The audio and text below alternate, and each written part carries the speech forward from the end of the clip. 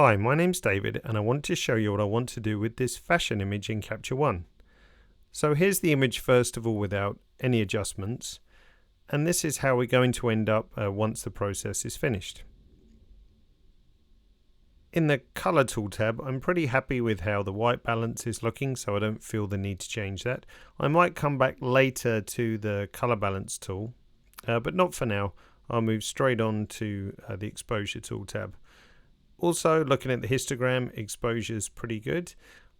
I'll bump up the contrast just a few points as it's a nice dynamic fashion image, so let's try and exaggerate that.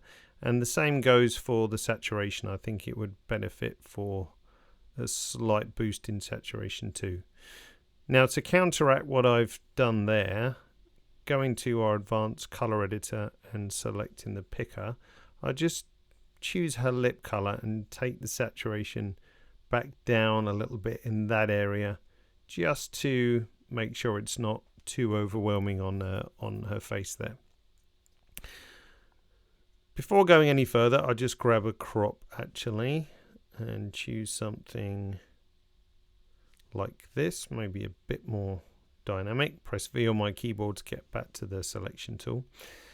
And really the next task is to work with the skin tone on this side, which has some variation compared to the rest of her, and also work a little bit on the face as well. So let's start with the left hand side.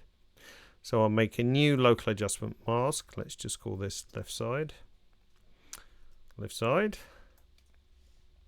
Grab a brush, right click to get my adjustments, relatively not too soft, not too hard, and then just work around the outline like so. Don't have to be super critical, but something like that. To save time, I just say fill mask up here. I just fill our mask in quite nicely. And then going into our color editor tool and the skin tone tab, I'll begin by picking the skin tone that I want to transform to, that I want to transform this area to. So let's go around here somewhere and expand that area out, and then drag our hue, saturation and lightness sliders to the right just to even out that skin tone. So compare before and after just by turning that off. Can take the saturation down a bit also over there, so that just evens out the left hand side a little better too.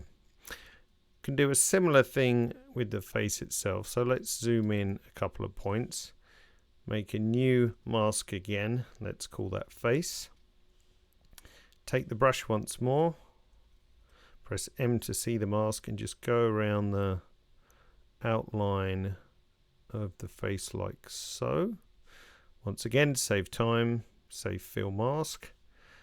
And now I'll go to the erase brush, make that slightly smaller, and just take out the elements that we don't want to be affected by our correction at this point. So lips, eyes, probably eye makeup too, and eyebrows just to be on the safe side. Same over here as well, like so. So exactly the same process. Let's grab our skin tone picker, pick on the good skin tone, so I'm going to choose around here somewhere, expand this out, and then use the uniformity sliders to transform anything in our color range to our picked color like so. So again, if we compare before and after, let's just take the lightness back down a bit, and I'm pretty happy with that. One thing that I might do is just grab a short or a small amount of highlight recovery just to remove that hotspot as well.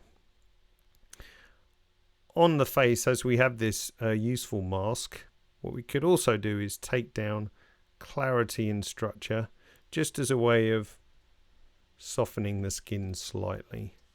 So again, if I turn that layer off, before and after, just to do a little bit of softening like so. Going back to fit screen, I think I'm pretty happy with that. The last thing that I'll try just in the color balance tool here, just to kick a little bit of a cool tone in the shadows. We can see it most apparent in the hair there. Option click to reset to see the before and after, just to add that colder tone in the hair like so. That's where I'll stop for now. If you remember, this is how the image looked as it came into Capture One, and this is how it is now completed.